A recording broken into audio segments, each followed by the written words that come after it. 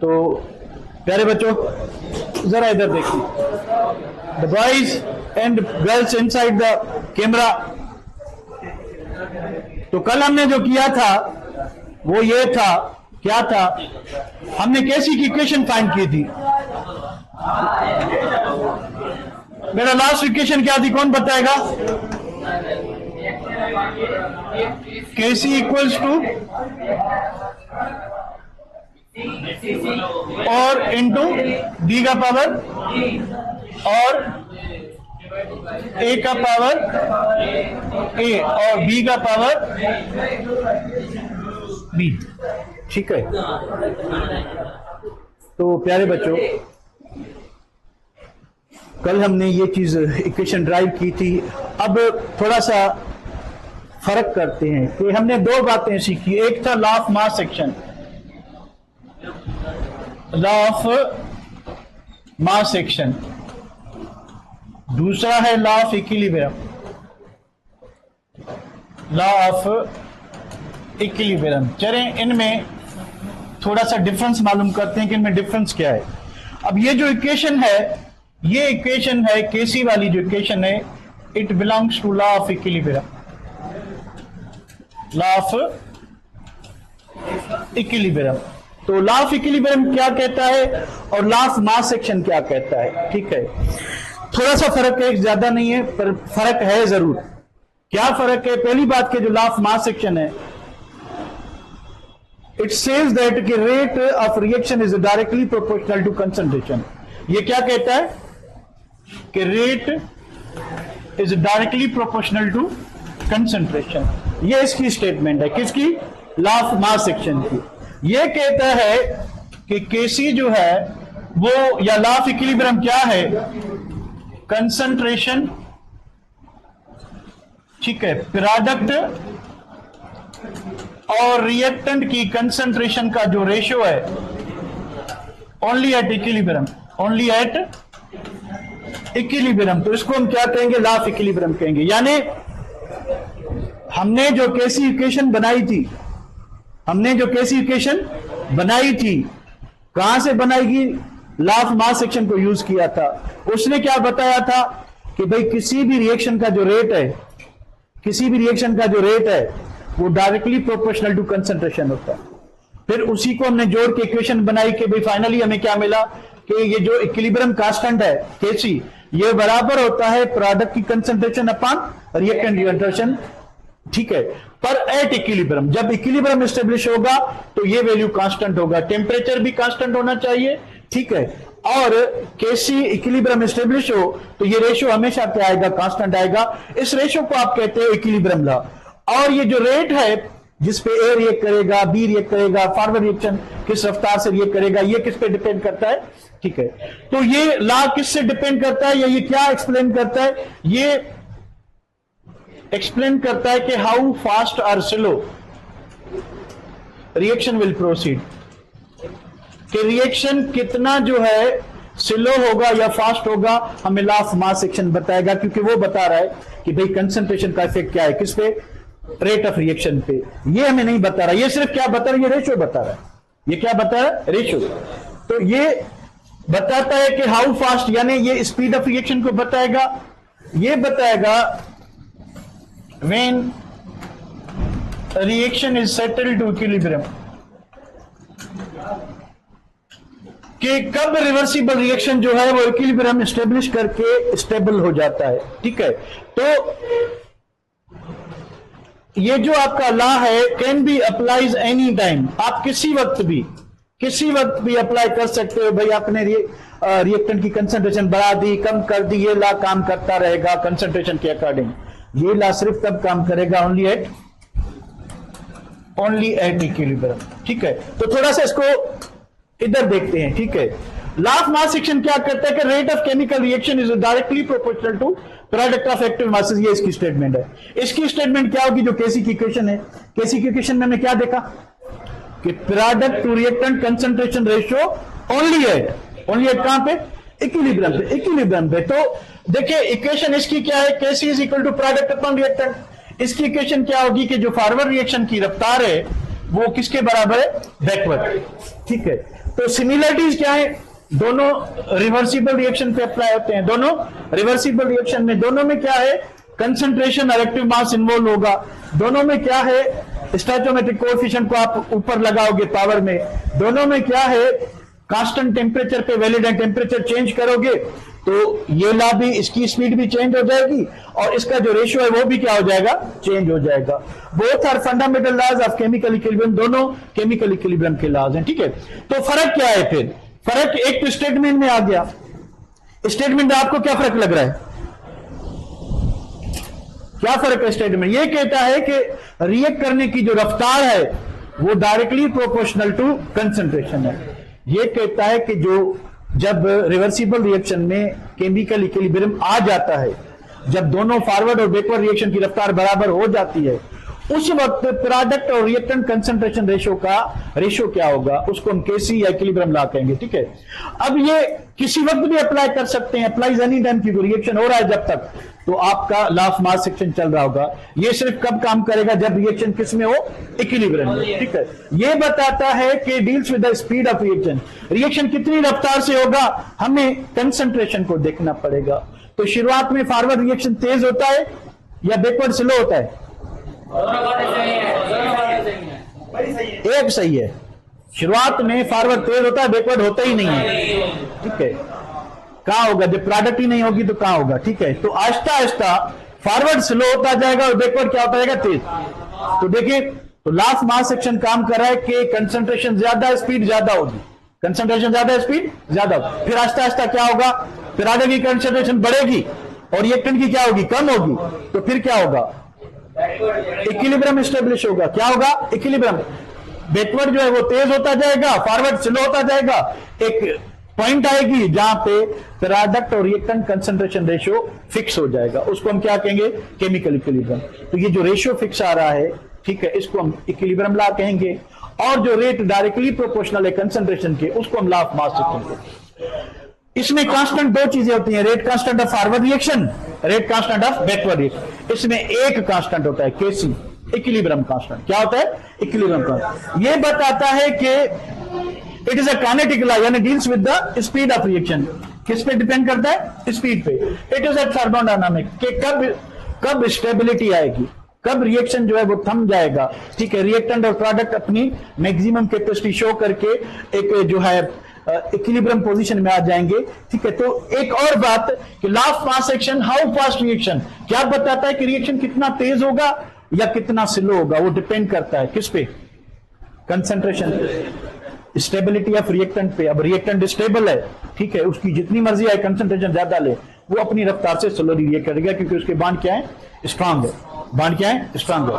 अब एक reactant reactive है, उसकी थोड़ी सी कंसंट्रेशन भी जो है वो अब ये एक इंपॉर्टेंट बात है, थोड़ी कंफ्यूजिंग है, पर एक बार फिर मैं आपको सुनाता हूं। देखिए, क्या इक्विलिब्रियम कांस्टेंट पे, इक्विलिब्रियम पे केसी का वैल्यू हमेशा एक आता है?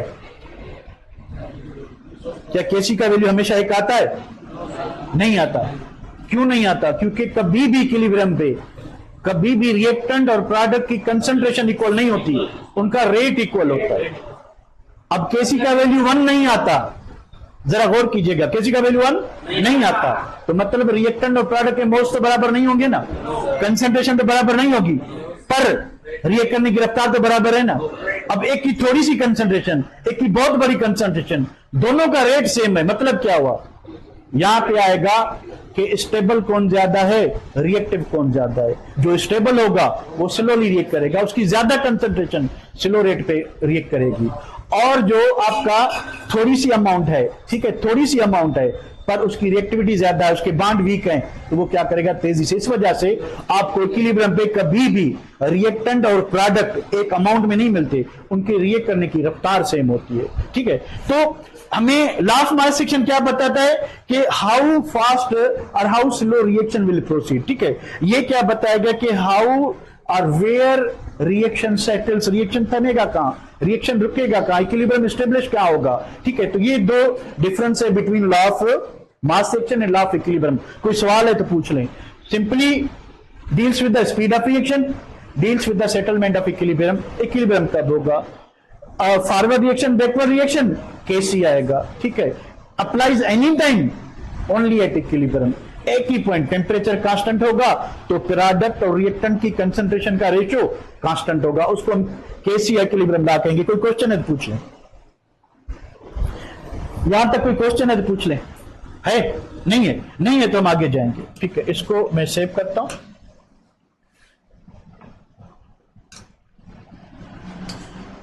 अरे आजा भाई, कहां गए? सेव एज। एक बात ये हो गई, ठीक है। दूसरी बात पे आते हैं। दूसरी बात क्या है कि कौन से फैक्टर हैं जो केसी पे असरअंदाज करेंगे। इस पे आने से पहले छोकरी क्या पूछ रही है? ये कभी पढ़ा है कि stability is inversely proportional to reactivity? पढ़ा है? और reactivity is inversely proportional to stability. और ये कहीं पढ़ा है? मैंने तो बहुत बार पढ़ा है, आप लोगों से पूछा। Reactivity is directly proportional to potential energy. जिस सब्सटेंस की एनर्जी ज्यादा होगी, जिस सब्सटेंस की एनर्जी, उसकी रिएक्टिविटी ज्यादा होगी। उसकी रिएक्टिविटी, जितना स्टोर्ड एनर्जी ज्यादा है तो सब्सटेंस हमेशा, नेचुरल फेनोमेना क्या है, एनर्जी कैसे फ्लो करती है, फ्रॉम हाई टू लो या लो टू हाई। तो जिस सब्सटेंस की एनर्जी ज्यादा होगी वो अपनी एनर्जी कम करके ज्यादा स्टेबल होना चाहिए, चाहता है, ठीक है। तो भाई जो रिएक्टेंट है आपका, अगर उसकी एनर्जी ज्यादा है तो वो प्रोडक्ट फॉर्म में ज्यादा स्टेबल होगा, एनर्जी लॉस करेगा, रिएक्शन एक्सोथर्मिक होगा। रिएक्शन क्या होगा? एक्सोथर्मिक। अगर ऑलरेडी स्टेबल है सब्सटेंस, हम उसको एनर्जी देते हैं, एंडोथर्मिक रिएक्शन कराते हैं, तो प्रोडक्ट की एनर्जी क्या होती है? बढ़ जाती है। तो प्रोडक्ट स्टेबल होगा कि अनस्टेबल होगा? दो बातें। एक्सोथर्मिक रिएक्शन की जो प्रोडक्ट होती है उसकी कम एनर्जी होती है, क्योंकि प्रोडक्ट से एनर्जी निकल जाती है। रिएक्टेंट से माइनस होती है, प्रोडक्ट बनती है, प्रोडक्ट से एनर्जी निकलती है। तो एक्सोथर्मिक रिएक्शन की जो प्रोडक्ट होती है वो ज्यादा स्टेबल और रिएक्टेंट अनस्टेबल होता है। फिर अभी आप इसी को उल्टा कर लें तो आपको एंडोथर्मिक का पता चल जाएगा। या थोड़ा कॉन्सेप्चुअली देखें, एंडोथर्मिक रिएक्शन में एक रिएक्टेंट है, रिएक्टेंट की कम एनर्जी है, वो रिएक्ट नहीं कर रहा क्योंकि उसकी कम एनर्जी ऑलरेडी, वो स्टेबल है, क्योंकि हमेशा कम एनर्जी वाला स्टेबल होता है। वो खुद रिएक्ट नहीं कर रहा, हमने क्या किया, उसको energy the. Endo means in, thermo means heat. अब किसी भी फॉर्मेट में हमने उसको एनर्जी दी, उसकी एनर्जी बढ़ गई, अब वो स्टेबल नहीं रहेगा, अब वो क्या हो जाएगा? वो बनाएगा प्रोडक्ट। तो जिसकी एनर्जी ज्यादा होगी वो क्या होगा? रिएक्टिव होगा। ये सिंपल सा फंडा है, समझ ले इसको। अब बात करते हैं किसकी, कि भाई केसी जो है deals with kinetics and use molar concentrations, ठीक है। तो जब हम कोई रिएक्शन रिवर्सिबल है, उसका इक्विलिब्रियम कांस्टेंट मालूम करना चाहते हैं, तो हम देखते हैं कि भाई स्पीड ऑफ रिएक्शन बराबर हो गई है, काइनेटिक कंट्रोल आ गया है, तो हम प्रोडक्ट और रिएक्टेंट की कंसंट्रेशन का रेशियो लेते हैं। अब ये बात तभी सच है, ठीक है। तो केसी जो है, सो हम क्या करेंगे, इफ वी हैव, अगर हमारे पास, ठीक है, होमोजीनियस रिएक्शन है। कौन सा रिएक्शन है? होमोजीनियस रिएक्शन किसको कहते हैं? कि भाई रिएक्टेंट भी गैसेस, प्रोडक्ट भी गैसेस, ठीक है, होमोजीनियस हुआ। रिएक्टेंट भी लिक्विड्स, प्रोडक्ट भी लिक्विड्स, क्या हुआ? होमोजीनियस। रिएक्शन को होमोजीनियस कहेंगे। अगर रिवर्सिबल है तो इक्विलिब्रियम कौन सा होगा? होमोजीनियस होगा, ठीक है। तो भाई सॉलिड्स हैं, सॉलिड्स हैं, क्या कहेंगे? अगेन होमोजीनियस होगा, होमोजीनियस होगा। फिर क्या है, एक सॉलिड है, दूसरा गैस है, क्या हो जाएगा? हेटेरोजीनियस। एक लिक्विड है, दूसरा गैस है, ठीक है। तो इसी तरह से ये एग्जांपल हो गए किसके? हेटेरोजीनियस के। Hetero means different. ये तीन एग्जांपल किसके हो गए बच्चों? ये हो गए होमोजीनियस, होमोजीनियस ऐसा रिएक्शन जिसमें रिएक्टेंट और प्रोडक्ट की फिजिकल स्टेट मोल सेम नहीं हो, ठीक है, नंबर ऑफ एटम्स भी सेम नहीं हो, सिर्फ फिजिकल स्टेट जिसमें वो एग्जिस्ट करते हैं। गैसेज हैं तो दोनों गैसेज हो, रिएक्टेंट भी गैस हो, प्रोडक्ट भी गैस हो, रिएक्टेंट भी लिक्विड हो, प्रोडक्ट भी लिक्विड हो, ठीक है। तो इसी तरह के इक्विलिब्रियम को क्या कहते हैं? होमोजीनियस।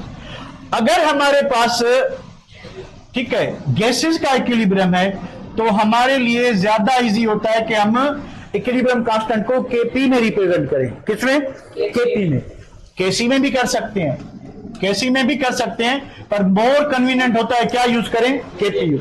अगर होमोजीनियस है और रिएक्टेंट भी गैसेज, प्रोडक्ट भी गैसेज, अगर ऐसी सिचुएशन है तो हम ये कर सकते हैं, ठीक है बेटा। अगर हमारे पास लिक्विड है तो हम Kc ही यूज करेंगे, Kc ही यूज करेंगे, Kc ही यूज करेंगे, Kc यूज करेंगे। तो सिर्फ एक इक्विलिब्रियम है जिसमें अगर रिएक्टेंट और प्रोडक्ट क्या है, अगर रिएक्टेंट और प्रोडक्ट क्या है? गैसेस हैं, तो उस इक्विलिब्रियम को कहते हैं होमोजीनियस। क्या कहते हैं?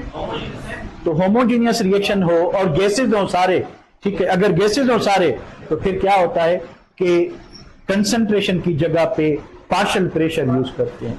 अब क्यों यूज करते हैं इस पे आते हैं, ठीक है। तो भाई क्या होगा, एक सेकंड में चला लूं, होगा ये कि जो गैसेस का पार्शियल प्रेशर है वो डायरेक्टली प्रोपोर्शनल टू कंसंट्रेशन होता है। डायरेक्टली प्रोपोर्शनल टू कंसंट्रेशन कैसे होता है उसको देखते हैं जरा। ये देखें, एक सेकंड,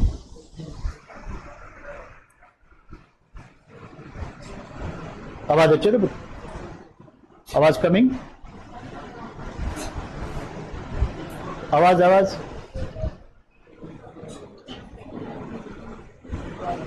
नो वॉइस, ओके।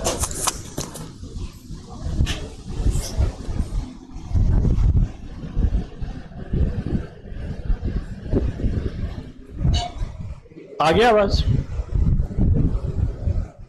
आवाज आ गया, ओके ओके बेटा।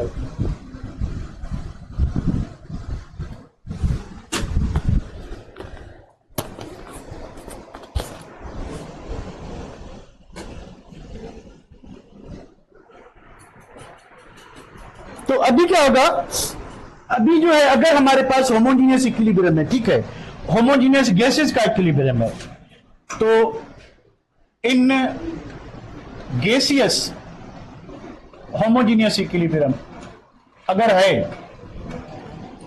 होमोजीनियस इक्विलिब्रियम जहां पे क्या हो, रिएक्टेंट भी गैसेज हो और प्रोडक्ट भी गैसेज हो, तो Kp is used in place of Kc। ऐसा क्यों है? क्योंकि एट कांस्टेंट टेम्परेचर, अगर आप टेम्परेचर कांस्टेंट रखते हो क्या होगा, pressure is directly proportional to किसके? कंसंट्रेशन। क्या आपको आइडियल गैस इक्वेशन याद है? क्या है? PV is equal to nRT। भाई ये देखें, PV is equal to nRT as concentration किसके बराबर होती है? मोल पर यूनिट वॉल्यूम, मोल पर यूनिट। इसी में दिखाई दे रहा है आपको? वॉल्यूम को अगर इधर लाएं इसके नीचे क्या बनेगा? P is equal to N/V RT, ठीक है। तो ये क्या हो गया? कंसंट्रेशन, ठीक है। तो देखिए एट कांस्टेंट टेम्परेचर कांस्टेंट रख दो, आर ऑलरेडी कांस्टेंट है, ये दोनों कांस्टेंट हो जाएं तो pressure is directly proportional to किसके हो जाएगा? कंसंट्रेशन के। तो अगर हमारे पास गैसियस रिएक्टेंट्स हैं, रिएक्टेंट भी गैसेज हैं, प्रोडक्ट भी गैसेज हैं, तो हम क्या करेंगे? Kc की जगह पे Kp यूज करेंगे। Kc की जगह पे सिर्फ और सिर्फ एक ही कंडीशन है, रिएक्टेंट भी गैसेज, प्रोडक्ट भी गैसेज। इसके अलावा कोई भी होमोजीनियस लिक्विड का है, सॉलिड का है, ठीक है, हेटेरोजीनियस इक्विलिब्रियम है, आप क्या यूज करोगे? क्या यूज करोगे? केपी यूज करोगे। ठीक है, चले इसको आगे बढ़ाते हैं। अब हमारे पास एक रिएक्शन है। रिएक्शन क्या है कि भाई वही ए बी बी और सी प्लस क्या हुआ डी, तो केपी इज इक्वल टू होगा क्या? अब हमने क्या करना है कि केपी में कंसंट्रेशन की जगह पे प्रेशर यूज करना है। क्या यूज करना है? तो ये जो ए है, ए बी, इसमें क्या है बेटा पहले ये बताएं।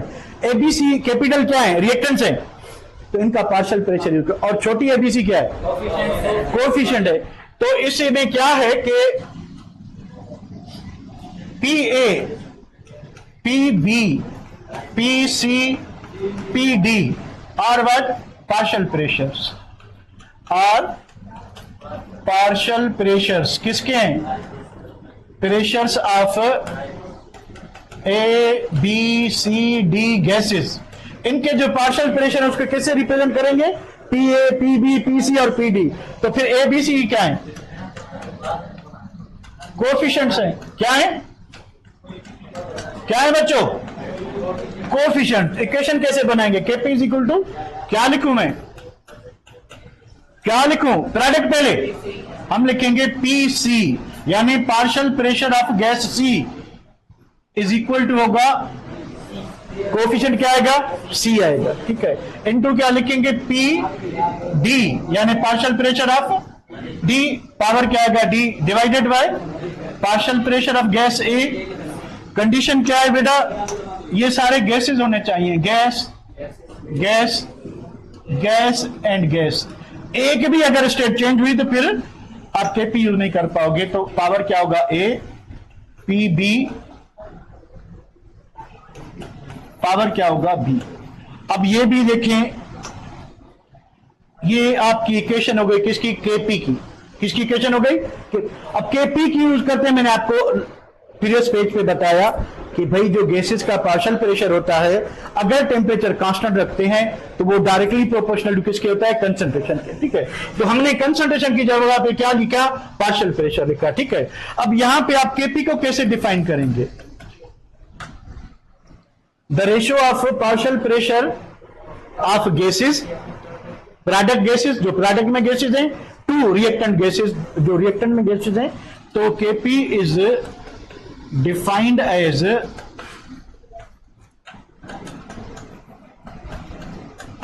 the ratio of partial pressures of product gases to किसके? Reactant gases. कब? At equilibrium. At equilibrium. इसको हम क्या कहेंगे? इस रेशियो को हम कहेंगे केपी कहेंगे। क्या कहेंगे? केपी।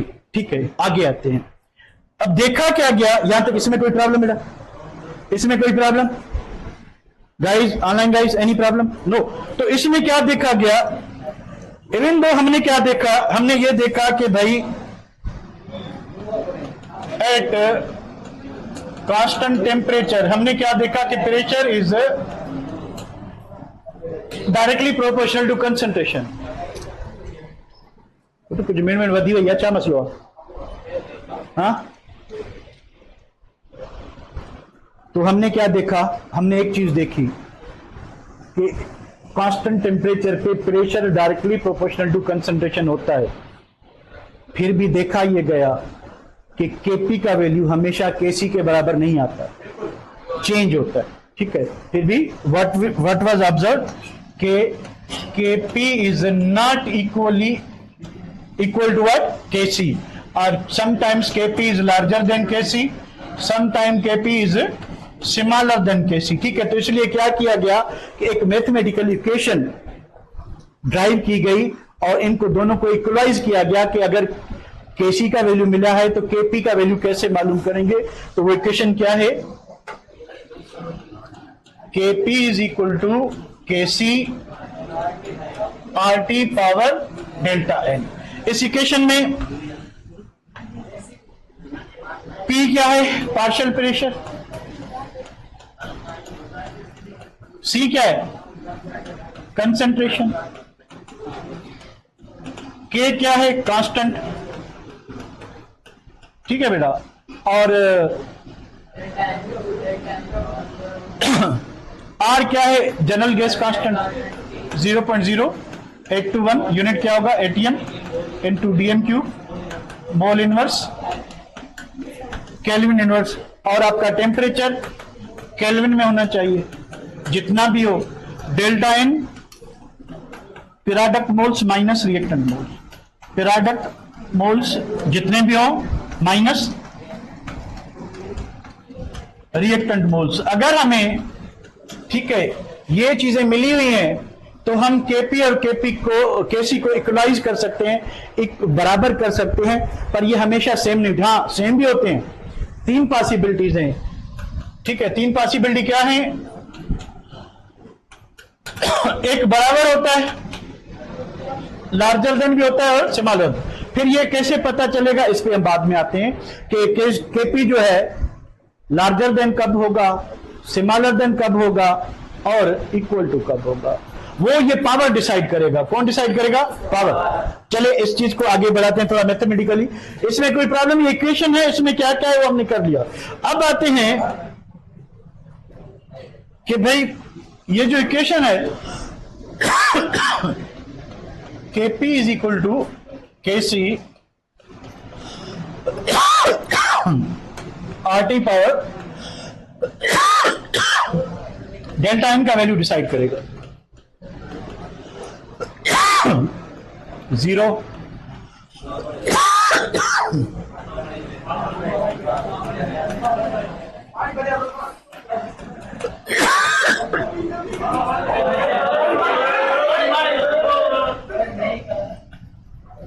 छातो जोरा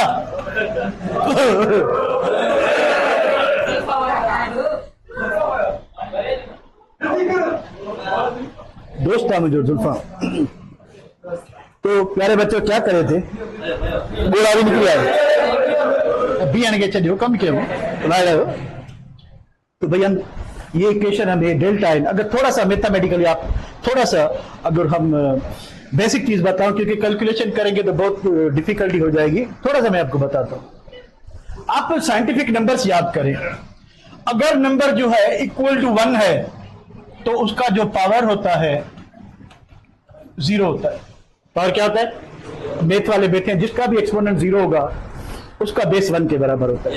उसका बेस क्या होता है? 1 के बराबर। चलिए, अब अगर नंबर जो है वो लार्जर देन 1 है तो उसका पावर जो है मोर देन क्या होगा?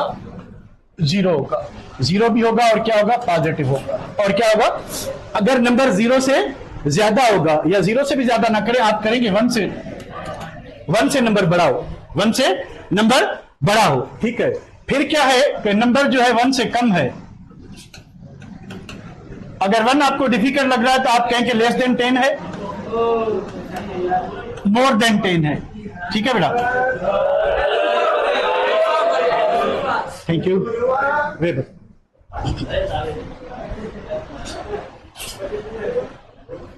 सड़ो सड़ो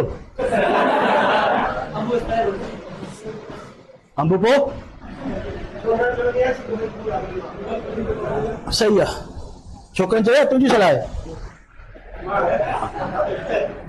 ठीक है। तो भाई होगा क्या?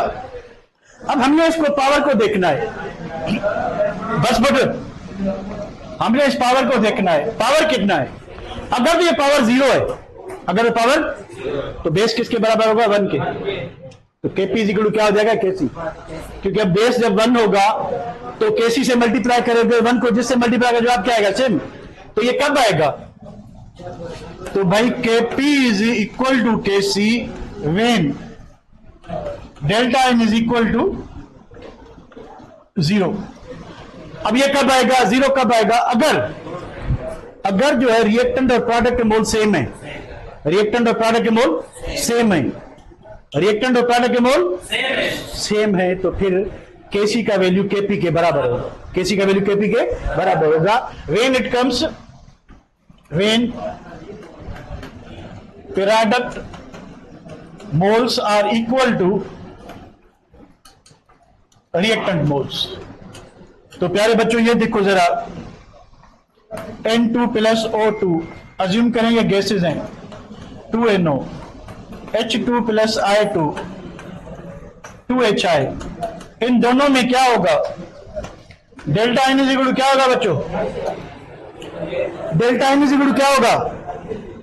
डेल्टा N पूछ रहा हूं, इन दोनों रिएक्शन में क्या होगा? 0। तो फिर क्या होना चाहिए?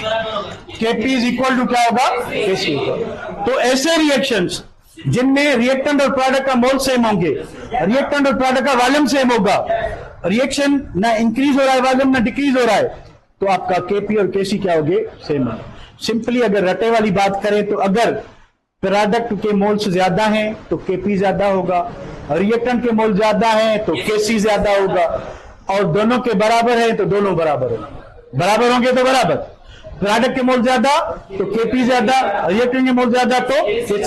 ठीक है, ये हो गई रट्टे वाली बात। तो अब अगर delta N is equal to क्या है? पॉजिटिव है, और ये डेल्टा N पॉजिटिव कब हो सकता है? जब प्रोडक्ट मोल्स क्या होंगे? ज्यादा होंगे। ठीक है, तो फिर क्या होगा? डेल्टा N पॉजिटिव होगा, तो इस केस में क्या होगा? Kp लार्जर देन क्या होगा? Kc होगा। ठीक है, सिमिलरली अगर delta N is equal to negative है, ठीक है, तो किसके मोल ज्यादा होंगे? प्रोडक्ट मोल्स जो हैं कम होंगे, तो Kc ज्यादा होगा किससे? Kp से। ठीक है, फिर दो इक्वेशंस और दी हुई हैं। कौन सी? वही कि अगर हमें if instead of concentration and partial pressure, कि हमें ना ही क्या मिला हुआ है? ना ही कंसंट्रेशन ना ही पार्शियल प्रेशर, हमें मिला हुआ है मोल्स और मोल फ्रैक्शन, तो फिर इक्वेशन थोड़ी चेंज हो जाएगी। इक्वेशन क्या हो जाएगी? चेंज। कैसे भाई? कि हमें प्रेशर और ये कंसंट्रेशन नहीं मिली, वी आर गिवन मोल्स यानी N एंड मोल फ्रैक्शन किससे जार करते हैं? X से। किससे जार करते हैं? मोल फ्रैक्शन को X से। तो भाई आपका जो इक्विलिब्रियम आएगा उसको रिप्रेजेंट करोगे Kn से, उसको रिप्रेजेंट करोगे Kx से। ठीक है, Kn अगर रिएक्शन आपका यही है, रिएक्शन चेंज नहीं करते, हम लिखते हैं कि A plus B C plus D, तो बताए इक्वेशन क्या होनी चाहिए Kn की? N moles of C power क्या होगा? C, moles of D power क्या होगा? D, तो मोल्स ऑफ A पावर क्या होगा? A, और मोल्स ऑफ किसके बेटा? B के, और पावर क्या होगा? B होगा। तो मुझे बताया मोल फ्रैक्शन की इक्वेशन क्या बनेगी? मोल फ्रैक्शन की इक्वेशन N की जगह पे X लगाएंगे, हमें मोल फ्रैक्शन मिला हुआ है। ठीक है, तो इक्वेशन क्या बनेगी? XC, इसका पावर कितना आएगा? C, XD, D कैपिटल, उसका power D divided by XA, उसका पावर A, X D और उसका पावर क्या? D। ठीक है, तो इसी तरह से अगर हाँ B, इसी तरह से अगर हमें मोल्स की जगह पे क्या मिला हुआ है? कंसंट्रेशन या प्रेशर की जगह पे मोल्स मिले हुए हैं, तो मोल्स वाली इक्वेशन होगी। अगर मोल फ्रैक्शन मिला हुआ है तो ये होगी। मोल फ्रैक्शन किसी को आता है? What is mole fraction? What is mole fraction? Mole fraction क्या होता है कि आपके पास 2 मोल्स ऑफ A है एंड 4 मोल्स ऑफ B है, तो मोल फ्रैक्शन ऑफ XA होगा और मोल फ्रैक्शन ऑफ XB क्या होगा? मोल फ्रैक्शन का फार्मूला है कि मोल ऑफ वन कंपोनेंट। अब देखिए ये मिक्सचर है, ये क्या है? मिक्सचर। दो चीजें हैं इसमें, एक A है दूसरा B, तो moles of one component two moles of all components जितने भी कंपोनेंट्स हैं, ठीक है, तो मुझे बताए ए के कितने मोल हैं? 2 कंपोनेंट है टोटल, ए के कितने? 2। टोटल मोल कितने? 2 + 4 = 6। तो 2/6 इज इक्वल टू क्या होगा? 1/3। तो 1/3 किसका मोल फ्रैक्शन है? ए का। तो बी का क्या होगा? बी के मोल्स रखोगे, बी के कितने मोल्स हैं? 4, डिवाइडेड बाय क्या रखोगे? 6। टेबल क्या लगेगा? 2/3। तो 2/3 किसका मोल फ्रैक्शन है? ठीक है, तो इसी तरह से आप मोल फ्रैक्शन मालूम करते हैं। अब एक चीज समझ ले, मोल फ्रैक्शन एक कंपोनेंट का हमेशा लेस देन 1 आता है, लेस देन 1 आता है। सबका मिलाओगे तो इक्वल टू 1 आता है, सबका मिलाओगे तो 1/3 + 2/3 इज इक्वल टू क्या होगा? 1 होगा। इक्वल टू क्या होगा? 1 होगा। ठीक है, तो ये बात हो गई। अब आखिरी इक्वेशन कौन सी? कि भाई जो केपी है और जो केसी है, ठीक है, सॉरी केपी है फिर केपी है, कि हमें अगर केसी मिला हुआ है तो केपी किसके बराबर होगा? वो ऑलरेडी हम कर चुके हैं। अगर हमें केपी मालूम करना है और हमें के एक्स मिला हुआ है, के एन मिला हुआ है, तो फिर इक्वेशन क्या होगी? तो केसी वाली इक्वेशन तो आपने ऑलरेडी की है, केसी आरटी पावर क्या होगा? Delta N. आरटी पावर क्या होगा? Delta N. अगर आपको मोल फ्रैक्शन मिला हुआ है, क्या मिला हुआ है? मोल फ्रैक्शन, तो इधर होगा P power delta N, P is the pressure. अगर आपको मोल्स मिले हुए हैं तो होगा P/N, पावर क्या होगा? Delta N. ठीक है, तो ये जो सारी है इक्वेशंस हैं, ठीक है छोकरा, ये सारी क्या है? इक्वेशंस हैं। ठीक है, प्रॉब्लम सिर्फ 2 इक्वेशन पे आते हैं, प्रॉब्लम सिर्फ 2 इक्वेशन पे आते हैं। कौन सी? एक ये वाली, दूसरा केसी प्रोडक्ट अपॉन रिएक्टेंट, इन पे आती हैं, बाकियों पे प्रॉब्लम्स नहीं आते। ये चीजें ध्यान में रखनी है। ठीक है बेटा, तो इसी के साथ हम क्या करते हैं, अब केसी, के पी, के एक्स, के एन वगैरह हो गया।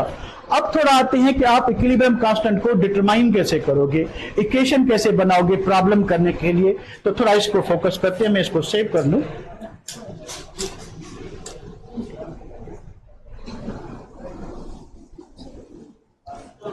हो गया।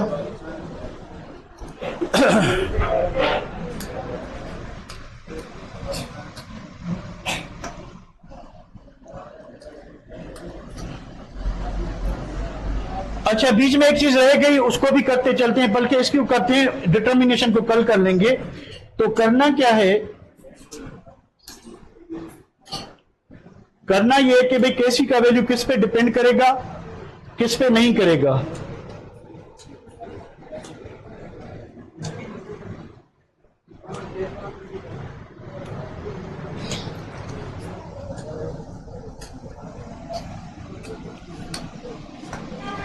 फैक्टर्स,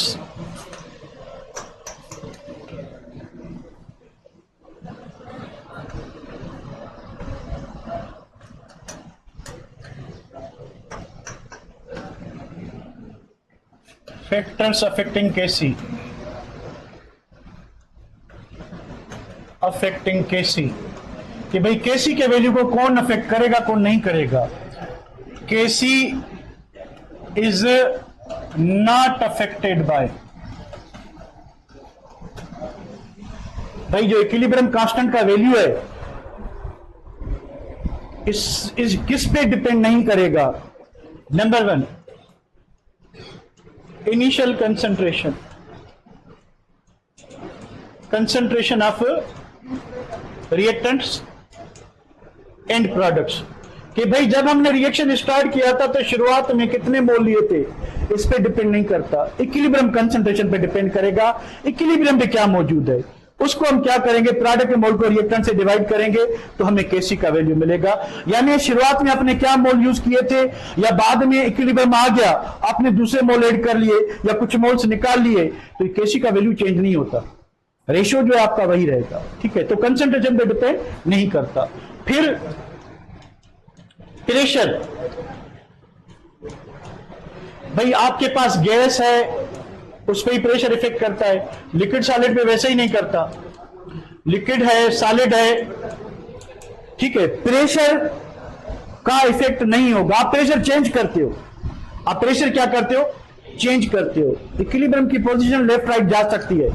जरा गौर करें संदीप वालों, तो प्रेशर चेंज करने से क्या होगा कि सिर्फ इक्विलिब्रियम की पोजीशन आगे पीछे हो सकती है, केसी का वैल्यू जो है वो चेंज नहीं होता, केसी का वैल्यू वही रहेगा। तो कंसंट्रेशन इंक्रीज डिक्रीज करने से इक्विलिब्रियम लेफ्ट राइट जा सकता है, पोजीशन डिस्टर्ब हो सकती है, केसी का वैल्यू चेंज नहीं होगा। नंबर तीसरी बात, आपने इनर्ट गैस डाल दी, कुछ हो जाएगा। आपने कैटलिस्ट डाल दिया, कुछ हो जाएगा। कैटलिस्ट क्या करेगा भाई, फॉरवर्ड रिएक्शन की रफ्तार बढ़ाएगा, बैकवर्ड की ऑटोमेटिकली बढ़ जाएगी, तो केसी का वैल्यू चेंज नहीं होगा, हाथ थोड़ा जल्दी स्टेब्लिश हो जाएगा। ठीक है, फिर आपने क्या किया, टोटल वॉल्यूम चेंज कर लिया, केसी का वैल्यू जो है वो इफेक्ट नहीं होगा। इन सारी चीजों का केसी के वैल्यू पे कोई फर्क नहीं पड़ता। हां, अगर रिएक्शन इक्विलिब्रियम में था, आपने ये चेंजेस की, तो चेंजेस से क्या होगा कि पोजीशन ऑफ इक्विलिब्रियम डिस्टर्ब हो, केसी का वैल्यू चेंज नहीं होगा। तो कब होगा केसी का value, temperature. The value of KC is affected by changing temperature. ठीक है, तो टेम्परेचर अगर आप चेंज करोगे तो केसी का वैल्यू चेंज हो सकता है, क्योंकि थर्मोडायनेमिकली रिएक्शन या तो एंडोथर्मिक होगा या एक्सोथर्मिक होगा। अब अगर आपके पास एंडोथर्मिक रिएक्शन है जिसकी change in enthalpy larger than 0 है, तो जैसे ही आप हीट दोगे तो प्रोडक्ट की अमाउंट बढ़ जाएगी, क्योंकि एंडोथर्मिक रिएक्शन होता ही तब है जब आप उसको एनर्जी दोगे, जितनी ज्यादा एनर्जी दोगे उतनी ज्यादा प्रोडक्ट बनेगी।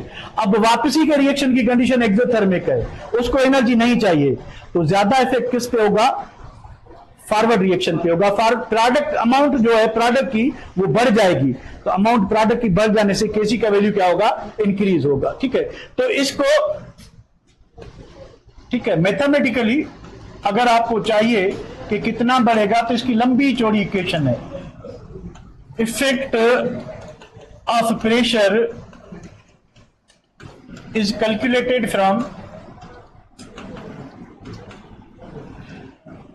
भाई है वेंट हॉफ्स इक्वेशन, उसकी इक्वेशन को हम डिस्कस नहीं करने वाले, बस ये इक्वेशन है जिससे आप टेम्परेचर का वैल्यू मालूम कर सकते हो। ठीक है, आपने क्या किया बेटा, आपके पास है एंडोथर्मिक रिएक्शन, दो कंडीशन है।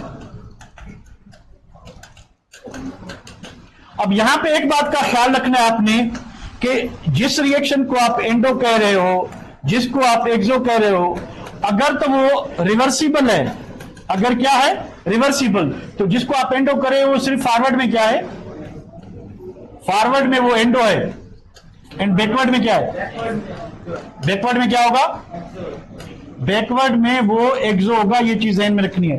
तो यानी अगर एंडोथर्मिक रिएक्शन का आप टेम्परेचर बढ़ाते हो, ठीक है, और जो चेंज इन एंथैल्पी है दैट इज लार्जर देन 0, तो प्रोडक्ट फॉर्मेशन क्या हो जाएगी, प्रोडक्ट फॉर्मेशन बढ़ जाएगी, प्रोडक्ट फॉर्मेशन इंक्रीज होगी। तो केसी के वैल्यू को क्या होना चाहिए, केसी का वैल्यू भी क्या हो जाएगा, बढ़ जाएगा।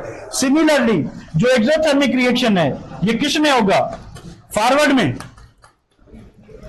फॉरवर्ड में क्या है, एक्सो है, और बैकवर्ड में क्या है,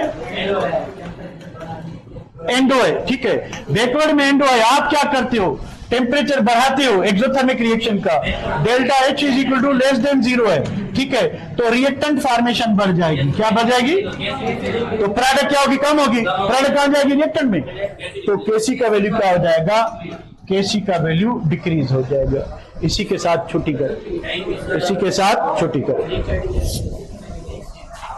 इस कोई जी बाबा छाड़ के यो छो, तव्हांजी कम ॾींदा आहिनि।